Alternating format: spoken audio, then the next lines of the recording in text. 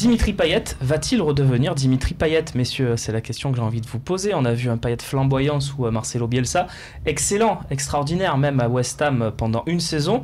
Et puis, le début de saison à West Ham n'a pas été bon. En est suivi son transfert à l'Olympique de Marseille, où il a fait quelques bons matchs, mais sans être forcément extraordinaire. Et puis là, depuis le début de saison, il avait commencé, puis il s'est blessé. Il est revenu il y a 3 matchs. Il a été repositionné en numéro 10. Est-ce que vous croyez, voilà, c'est ma question, qu'on va revoir le Dimitri Payet de l'ère Bielsa ou de West Ham, de l'équipe de France? Est-ce qu'on va revoir ce Dimitri Payet, Fawzi, tu penses? J'espère, mais il va falloir qu'il se prenne en charge. Parce que, à part la saison avec Marcelo, El Professor, il a jamais fait de saison de grosse... Celle avec West Ham juste derrière est quand même Oui, pas mal. non, avant je parle. Ah oui. Avant, il y a une à Lille. Ah oui, à Lille. Il a fait 15 bons matchs dans une saison, il en a 38 de championnat. Non, mais il a jamais fait une... Mais même avec Bielsa, hein.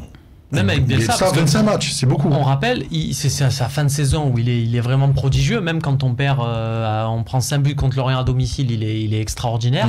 Mais la première partie de saison était pas si. Oui, même l'embrouille avec Bielsa contre Lille, le dernier match de décembre. Il avait raté ce match-là. Mais par rapport à la saison précédente, avec Bielsa, il a fait une grosse saison. Mais là, il va falloir vraiment qu'il se prenne en charge. Mais tu y crois? Moi, j'y crois parce que c'est un super joueur. Mais franchement, il va falloir qu'il se prenne en charge. Qu'est-ce que tu veux dire par il va falloir qu'il se prenne en charge? Parce que moi, je le vois depuis qu'il est arrivé, je le vois pas affûté, quoi. C'est juste le problème de... au moins de janvier jusqu'en juin dernier, il n'est pas affûté. Donc s'il se prend pas en charge, regardez par exemple dimanche, Clinton a joué titulaire et a marqué 2 buts, il s'est entraîné 3 fois dans le mois. Donc à un moment, Dimitri Payet, il a un statut maintenant. Mais tu y crois encore quand même un petit peu? Ouais, j'y crois. Mathias, est-ce qu'il y croit au retour de Dimitri Payet? Mathias Pujade? Oui, moi j'y crois. Je suis quasiment sûr qu'il va finir la saison. Alors peut-être pas meilleur joueur de l'OM, mais je pense qu'il va finir la saison en ayant récupéré ses stats et tout ça.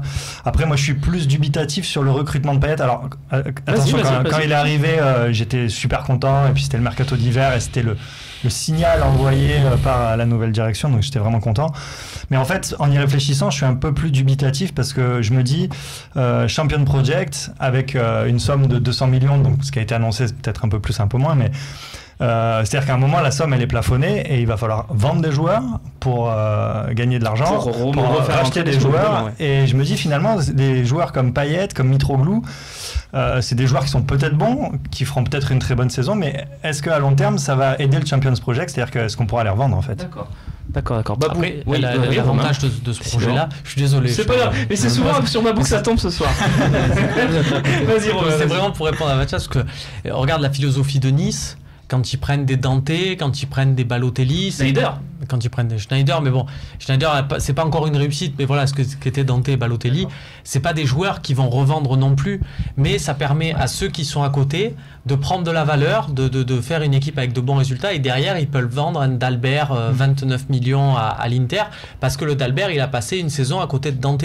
Donc peut-être que le calcul de l'OM, et c'est vrai qu'on le voit beaucoup ces critiques sur le recrutement de l'OM, se dire, Payet, on va pas le revendre, mais peut-être que Maxime Lopez, comme il va passer du temps, donc là, mauvais exemple, quand on sait l'influence des deux... Dit Camara. Mais voilà, pour rester dans le même registre, un Maxime Lopez ou un Camara, ils vont peut-être prendre plus de valeur s'ils jouent pendant 1 an aux côtés de Dimitri Payet et tu les vendras peut-être plus cher. Voilà, ils peuvent s'y retrouver à ce niveau-là. Je suis d'accord sur l'idée et j'aime beaucoup d'ailleurs ce que fait Nice. Je trouve que c'est un super projet. Mais je trouve qu'on en a peut-être du coup un peu trop des joueurs. Rami Abdenour, c'est un peu le même, principe. Gustavo aussi. Gustavo et tout ça. Et je trouve qu'il manquait dans ce mercato un recrutement un peu Ligue 1, un peu pépite. Oui, ou un Zohoré. Ouais, voilà. Un Zohoré, un Ismaïla Sarr. Ndombele, qui a fini chez nos amis lyonnais, que j'aurais vu à Marseille. Bon. Fabrice, c'est le moment de Fabrice, monsieur. Ouais, je comprends tout à fait ce qui se dit là, mais je pense que c'est la deuxième phase du mercato et je trouve justement que c'est ce qu'on fait d'intéressant par rapport à Lille, c'est que Lille ils construisent une équipe de jeunes sans avoir ses cadres autour pour les encadrer. Je pense que la première phase c'était ça, c'est de prendre ces mecs-là. Pour le recrutement de Payet, c'est aussi ça, c'est à 30 millions, les joueurs qui sont à ce niveau-là.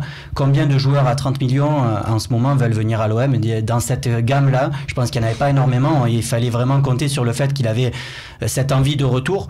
Mais je pense que c'est Payet, déjà lui on le reverra à un très bon niveau. Il n'est pas affûté, c'est clair et net, c'est ce qui lui manque. Mais tu en es persuadé toi, j'en suis persuadé parce que c'est le joueur pour moi le plus talentueux de cet effectif, et ce sera le monsieur plus quand l'équipe tournera aussi, parce qu'il n'y a pas que lui, on est aussi dans une équipe qui a du mal à trouver des repères. Quand tout ça se sera mis en place, je pense que Payet sera l'homme fort de cette équipe. Juste en numéro 10, c'est le bon choix pour toi aussi, ou tu Alors penses c'est le bon choix pour l'équilibre de l'équipe, pas forcément pour les qualités de Payet. Je pense que ce soit à gauche ou dans l'axe, pour moi il peut faire les mêmes choses, c'est intéressant. Par contre, pour l'équilibre de l'équipe, c'est vrai que il y a ce problème de repli défensif qui est beaucoup plus visible quand il est à gauche, parce qu'il laisse du coup son latéral gauche tout seul face à deux adversaires, alors que ça se voit un peu moins, puisque quand il joue en 10, on lui demande à la perte du ballon de se mettre à peu près au même niveau que l'attaquant pour faire pression sur les défenseurs centraux. Messieurs, avons-nous fini sur le dossier Payet? Juste que je voulais rajouter, parce que on peut se dire que Payet, c'est un mec qui a besoin d'un coach qui lui colle au basque, et que là, on lui déroule peut-être le tapis rouge en lui disant t'es numéro 10, t'as plus besoin d'être à gauche, de défendre et compagnie, et que c'est peut-être pas la bonne méthode pour obtenir le meilleur Payet. Là, je me dirais qu'il faut pas avoir d'inquiétude, parce que le public marseillais va lui mettre la pression à Payet au bout d'un moment. Parce que les gens savent l'investissement, c'est la tête de gondole. Il aura cette pression-là aussi, pas seulement parce qu'il est capitaine. Voilà. Donc du coup, il va avoir aussi cette pression-là, et c'est pour ça que je me fais pas de soucis dans sa quête de renouveau. Il faut pas mettre trop de pression au staff. On va lancer un petit sondage Twitter du soir. Croyez-vous que nous allons revoir cette saison le Payet de l'OM de Bielsa? Voilà, c'est un petit peu ce que j'ai envie de savoir et ce que je voudrais savoir à la fin de l'émission. Pour vous qui nous regardez, on va passer à la partie suivante. Il s'agit d'un duel. On va opposer Zambo à Camara.